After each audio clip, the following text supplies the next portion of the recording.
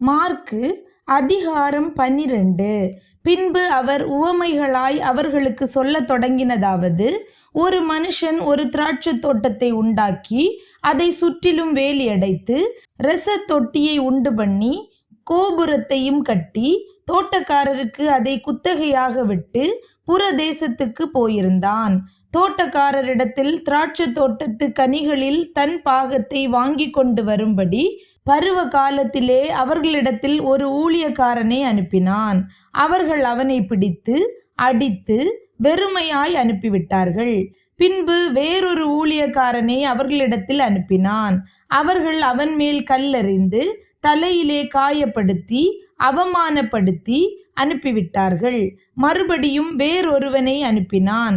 அவனை அவர்கள் கொலை செய்தார்கள். வேறு அநேகரையும் அனுப்பினான். அவர்களில் சிலரை அடித்து சிலரை கொன்று போட்டார்கள். அவனுக்கு பிரியமான ஒரே குமாரன் இருந்தான். என் குமாரனுக்கு அஞ்சுவார்கள் என்று சொல்லி அவனையும் கடைசியிலே அவர்களிடத்தில் அனுப்பினான். தோட்டக்காரரோ, இவன் சுதந்திரவாளி, இவனை கொலை செய்வோம் வாருங்கள், அப்பொழுது சுதந்திரம் நம்முடையதாகும் என்று ஒருவரோடொருவர் சொல்லிக்கொண்டு அவனை பிடித்து கொலை செய்து திராட்சை தோட்டத்துக்கு புறம்பே போட்டுவிட்டார்கள். அப்படி இருக்க திராட்சை தோட்டத்துக்கு எஜமான் என்ன செய்வான்? அவன் வந்து அந்த தோட்டக்காரரை சங்கரித்து திராட்சை தோட்டத்தை மற்றவர்களுக்கு ஒப்பு கொடுப்பான் அல்லவா? வீடு கட்டுகிறவர்கள் ஆகாதென்று தள்ளின கல்லே மூலைக்கு தலைக்கல் ஆயிற்று. அது கர்த்தராலே ஆயிற்று. அது நம்முடைய கண்களுக்கு ஆச்சரியமாயிருக்கிறது என்று எழுதியிருக்கிற வாக்கியத்தை நீங்கள் வாசிக்கவில்லையா என்றார். இந்த உவமையை தங்களை குறித்து சொன்னார் என்று அவர்கள் அறிந்து அவரை பிடிக்க வகை தேடினார்கள்.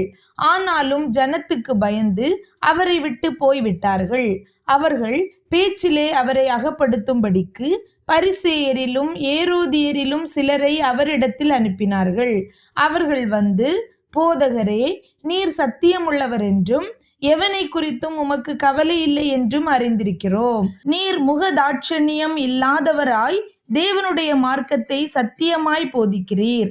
ராயனுக்கு வரி கொடுக்கிறது நியாயமோ அல்லவோ? நாம் கொடுக்கலாமோ கொடுக்க கூடாதோ என்று கேட்டார்கள். அவர்களுடைய மாயத்தை அவர் அறிந்து, நீங்கள் என்னை ஏன் சோதிக்கிறீர்கள்? நான் பார்க்கும்படிக்கு ஒரு பணத்தை என்னிடத்தில் கொண்டு வாருங்கள் என்றார். அவர்கள் அதை கொண்டு வந்தார்கள். அப்பொழுது அவர், இந்த சுரூபமும் மேலெழுத்தும் யாருடையது என்று கேட்டார். ராயனுடையது என்றார்கள். அதற்கு இயேசு, ராயனுடையதை ராயனுக்கும் தேவனுடையதை தேவனுக்கும் செலுத்துங்கள் என்றார். அவர்கள் அவரை குறித்து ஆச்சரியப்பட்டார்கள். உயிர்த்தெழுதல் இல்லை என்று சாதிக்கிற சதுசேயர் அவரிடத்தில் வந்து, போதகரே, ஒருவனுடைய சகோதரன் சந்தானமில்லாமல் தன் மனைவியை விட்டு இறந்து போனால் அவனுடைய சகோதரன் அவன் மனைவியை விவாகம் பண்ணி தன் சகோதரனுக்கு சந்தானம் உண்டாக்க வேண்டுமென்று மோசே எங்களுக்கு எழுதி வைத்திருக்கிறாரே. இப்படி இருக்க 7 பேர் சகோதரர் இருந்தார்கள். மூத்தவன் ஒரு பெண்ணை விவாகம் பண்ணி சந்தானம் இல்லாமல் இறந்து போனான். 2ஆம் சகோதரன் அவளை விவாகம் பண்ணி அவனும் சந்தானம் இல்லாமல் இறந்து போனான். 3ஆம் சகோதரனும் அப்படியேயானான். 7 பேரும் அவளை விவாகம் பண்ணி சந்தானம் இல்லாமல் இறந்து போனார்கள். எல்லாருக்கும் பின்பு அந்த ஸ்திரீயும் இறந்து போனாள்.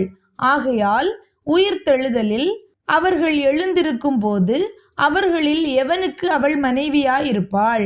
7 பேரும் அவளை மனைவியாக கொண்டிருந்தார்களே என்று கேட்டார்கள்.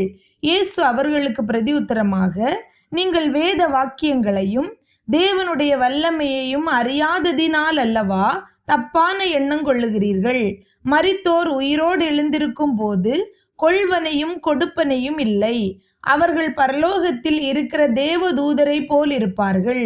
மரித்தோர் எழுந்திருப்பதை பற்றி நான் ஆபிரகாமின் தேவனும் ஈசாக்கின் தேவனும் யாக்கோபின் தேவனுமாயிருக்கிறேன் என்று தேவன் முட்செடியை குறித்து சொல்லிய இடத்தில் மோசேயின் ஆகமத்தில் அவனுக்கு சொன்னதை நீங்கள் வாசிக்கவில்லையா? அவர் மரித்தோருக்கு தேவனாயிராமல் ஜீவனுள்ளோருக்கு தேவனாயிருக்கிறார். ஆகையால் நீங்கள் மிகவும் தப்பான எண்ணம் கொள்ளுகிறீர்கள் என்றார். வேதபாரகரில் ஒருவன் அவர்கள் தர்க்கம் பண்ணுகிறதை கேட்டு அவர்களுக்கு நன்றாய் உத்தரவு சொன்னார் என்று அறிந்து அவரிடத்தில் வந்து, கற்பனைகளிலெல்லாம் பிரதான கற்பனை எதுவென்று கேட்டான்.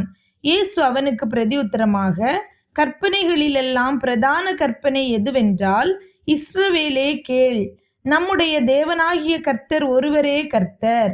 உன் தேவனாகிய கர்த்தரிடத்தில் உன் முழு இருதயத்தோடும், உன் முழு ஆத்துமாவோடும், உன் முழு மனதோடும், உன் முழு பலத்தோடும் அன்பு கூறுவாயாக என்பதே பிரதான கற்பனை. இதற்கு ஒப்பாயிருக்கிற இரண்டாம் கற்பனை என்னவென்றால், உன்னிடத்தில் நீ அன்பு கூறுவது போல் பிறனிடத்திலும் அன்பு கூறுவாயாக என்பதே.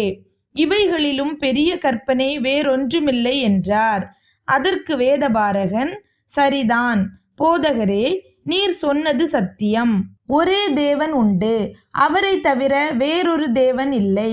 முழு இருதயத்தோடும், முழு மனதோடும், முழு ஆத்துமாவோடும், முழு பலத்தோடும் அவரிடத்தில் அன்பு கூறுகிறதும், தன்னிடத்தில் அன்பு கூறுகிறது போல் பிறனிடத்தில் அன்பு கூறுகிறதுமே சர்வாங்க தகனம் முதலிய பலிகளை பார்க்கிலும் முக்கியமாயிருக்கிறது என்றான். அவன் விவேகமாய் உத்தரவு சொன்னதை இயேசு கண்டு, நீ தேவனுடைய ராஜ்யத்துக்கு தூரமானவன் அல்ல என்றார். அதன் பின்பு ஒருவரும் அவரிடத்தில் யாதொரு கேள்வியும் கேட்க துணியவில்லை. இயேசு தேவாலயத்திலே உபதேசம் பண்ணுகையில் அவர், கிறிஸ்து தாவீதின் குமாரன் என்று வேதபாரகர் எப்படி சொல்லுகிறார்கள்? நான் உம்முடைய சத்துருக்களை உமக்கு பாதபடியாக்கி போடும் வரைக்கும் நீர் என்னுடைய வலது பாரிசத்தில் உட்காரும் என்று கர்த்தர் என் ஆண்டவரோடே சொன்னார் என்று தாவீது பரிசுத்த ஆவியினாலே சொல்லியிருக்கிறானே. தாவீது தானே அவரை ஆண்டவர் என்று சொல்லியிருக்க அவனுக்கு அவர் குமாரனாயிருப்பது எப்படி என்றார். அநேக ஜனங்கள் அவருடைய உபதேசத்தை விருப்பத்தோடே கேட்டார்கள்.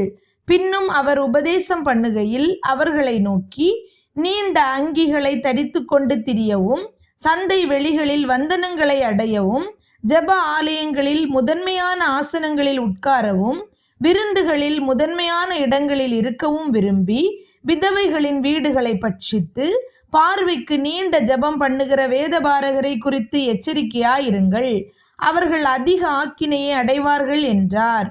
இயேசு காணிக்கை பெட்டிக்கு எதிராக உட்கார்ந்து ஜனங்கள் காணிக்கை பெட்டியில் பணம் போடுகிறதை பார்த்து கொண்டிருந்தார். ஐஸ்வர்யவான்கள் அநேகர் அதிகமாய் போட்டார்கள். ஏழையான ஒரு விதவையும் வந்து ஒரு துட்டுக்கு சரியான 2 காசை போட்டாள்.